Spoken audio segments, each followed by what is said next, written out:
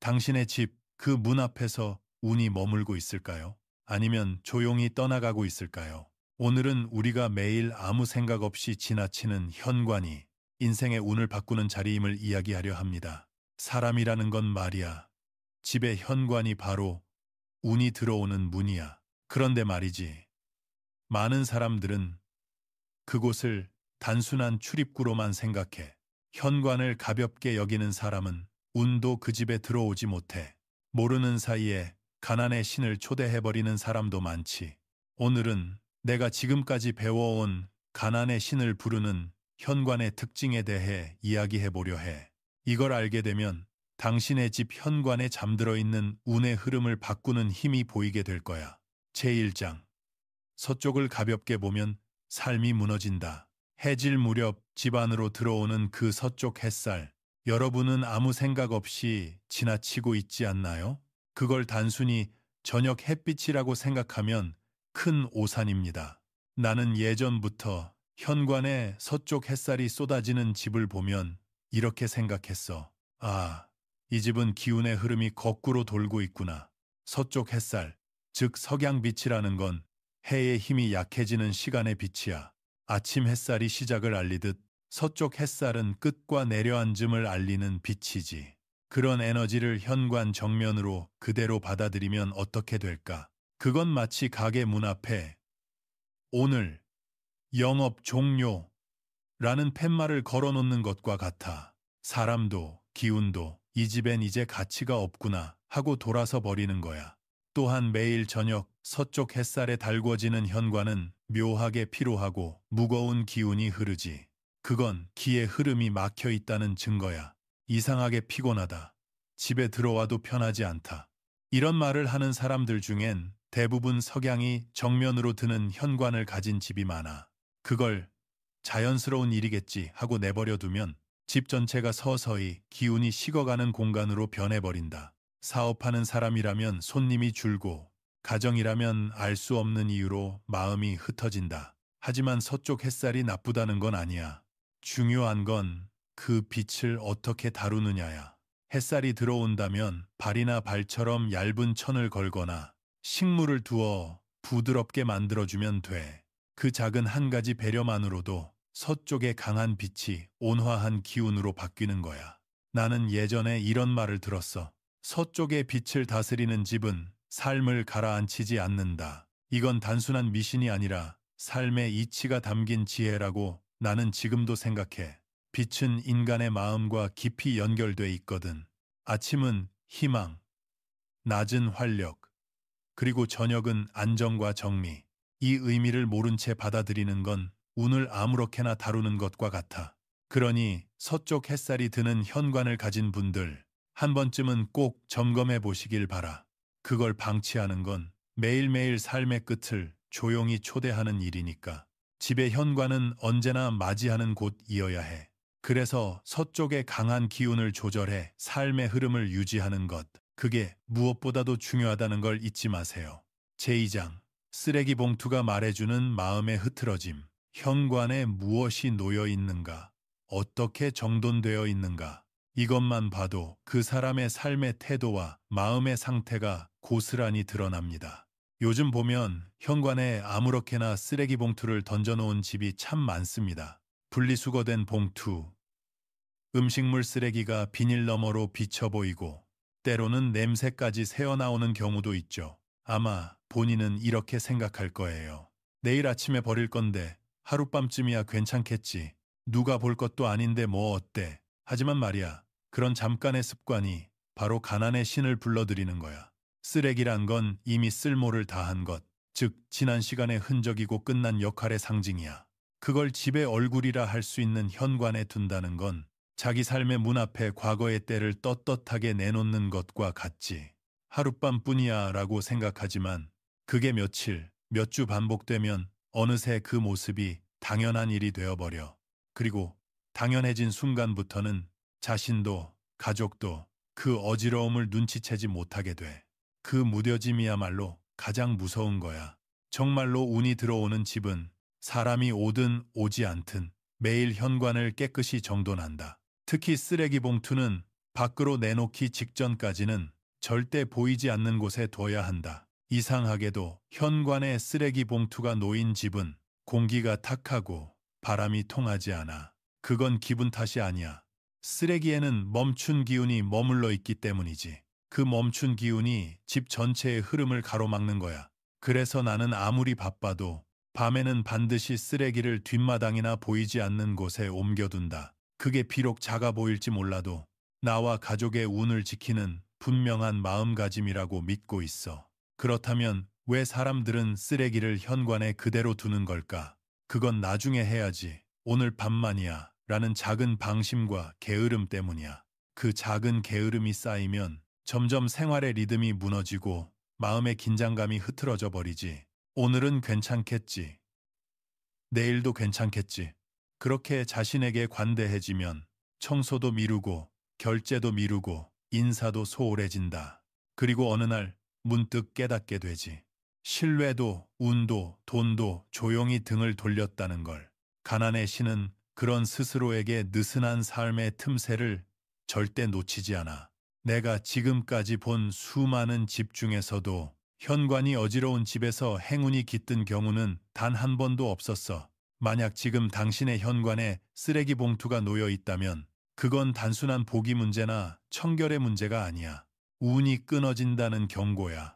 지금 당장이라도 그 습관을 멈춰봐. 그 한 가지로 공기의 흐름이 바뀌고 마음이 맑아질 거야. 현관에 쓰레기를 두는가 마는가, 그건 단순한 생활 습관의 문제가 아니라 운을 어떻게 대하는가, 삶을 어떻게 맞이하는가의 근본적인 태도를 보여주는 거야. 나는 그렇게 믿고 있어. 제3장. 어질러진 신발이 비추는 마음의 혼란. 현관에 놓인 신발은 단순한 물건이 아니야. 그건 그 집에 사는 사람의 마음가짐을 비추는 거울과도 같지. 신발은 사람의 발을 감싸는 것, 즉 인생의 걸음을 상징하는 존재야.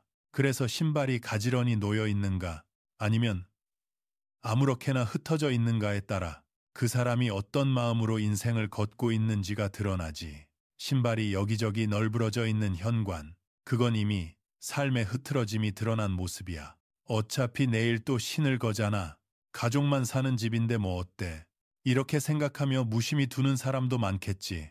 하지만 그건 곧 이렇게 말하는 것과 같아. 나는 내 걸음을 소중히 하지 않는다. 지금 이 순간 내가 서 있는 자리에 감사하지 않는다. 옛사람들은 집에 돌아오면 가장 먼저 신발을 가지런히 정리하라고 가르쳤어. 그건 단순한 예의가 아니라 자신의 걸음에 예의를 표하는 행위였지. 한 걸음 한 걸음 허투루 하지 않고 지금까지 걸어온 길에 경의를 표하는 마음, 그 마음이 바로 신발을 정리하는 행동 속에 담겨 있는 거야. 아이들이 신발을 반듯하게 정리할 때 부모는 안심하지. 이 아이가 올바르게 자라고 있구나. 하지만 어른이 신발을 아무렇게나 벗어놓는다면 아무리 겉모습이 번듯해도 나는 그 사람을 믿고 싶지 않다. 신발을 정리한다는 건 작은 행동이지만 인간의 큰 자세를 보여주는 일이야. 예를 들어 손님이 올 때만 현관을 치우는 집과 매일매일 스스로 신발을 정리하는 집, 이 두 집의 차이는 언젠가 운의 격차로 나타난다. 정돈된 신발은 운이 들어오는 문을 활짝 열어주고 어지러운 신발은 운의 통로를 막는다. 신발이 뒤죽박죽인 집은 대개 마음도 어딘가 흐트러져 있지. 내일 정리하지 뭐. 이런 생각이 쌓이면 그 미룸의 습관이 결국 신뢰와 운을 조금씩 갉아먹는 거야. 그러니까 신발을 정리한다는 건 단순히 보기 좋게 만드는 일이 아니야. 그건 오늘 하루를 단정하게 마무리하는 조용한 기도야. 아침에는 나서기 전에 가지런히, 밤에는 벗은 즉시 바르게. 그 작은 습관 하나가 사람의 품격을 만들고 운의 기반을 다진다. 집에 들어올 때 가장 먼저 신발을 가지런히 놓아라. 그 순간부터 당신의 인생이 정돈되기 시작할 것이다. 제4장. 마주보는 현관은 인연을 멀어지게 한다. 집과 집이 마주서는 방식에도 사람과 사람이 관계를 맺는 것처럼 보이지 않는 예의와 거리감이 있어. 그 균형을 잃는 순간 모르는 사이에 운과 인연이 스르르 새어나가기 시작하지. 예를 들어 이웃집의 현관과 내 집의 현관이 정면으로 딱 마주보고 있는 구조라면 그걸 아무 대책 없이 그대로 두는 건 집의 기운을 거스르는 일이야. 현관은 단순히 사람이 드나드는 문이 아니야. 그건 기치가 드나드는 통로, 즉 집의 숨결이 오가는 호흡구 같은 곳이지. 그 두 현관이 정면으로 서로 부딪히면 어떻게 될까? 그건 마치 사람이 서로를 향해 눈을 부릅뜨고 맞서 서 있는 모습과 같아. 시간이 지나면 마음이 불편해지고 집에 들어설 때마다 이상한 시선이나 긴장감이 느껴지는 일이 생긴다. 그런 생활이 이어지면 집은 더 이상 쉴 수 있는 공간이 되지 못한다. 나는 이렇게 생각해. 집이란 건 바깥 세상에서 상처받은 마음을 편히 쉴 수 있는 곳이어야 한다고. 그런데 현관이 매일 대립의 장소가 되어버리면 기운이 편안히 들어오지 못하고 사람도 편히 숨 쉴 수 없게 된다. 더구나 맞은편의 집사람도 예민한 성향을 가지고 있다면 서로 알게 모르게 기운이 부딪혀 시간이 지날수록 공기가 무거워지고 집안 분위기도 점점 날카로워진다. 이런 배치는 일부러 의도하지 않아도 흔히 생긴다. 특히 도시형 주택이나 빌라 단지에서는 자주 볼 수 있지. 하지만 그렇다고 손 놓고 있을 필요는 없어. 방법은 간단해. 현관 앞에 작은 울타리나 화분, 대나무 혹은 조명 하나만 두어도 돼. 아니면 발을 걸어 시선을 부드럽게 가려주는 것도 좋아. 그 작은 장치 하나로 부딪히는 기운이 완화되고 공기가 부드럽게 변해. 어떤 집은 정면으로 마주본 현관 사이에 대나무 한 그루를 심었다고 해. 세월이 지나며 그 대나무가 자라 자연스러운 가림막이 되었고 덕분에 서로의 시선이 부드러워지며 이웃 간의 인사와 관계도 따뜻하게 바뀌었다고 하더군. 기운을 막는다는 건 대립을 의미하는 게 아니야. 그건 서로의 평화를 위한 배려의 경계선이야. 사람의 인연이라는 건 결국 이런 작은 마음 씀씀이에서 자라나는 거지. 그 시작이 현관이라면 더더욱 소중히 다뤄야 하지 않겠어?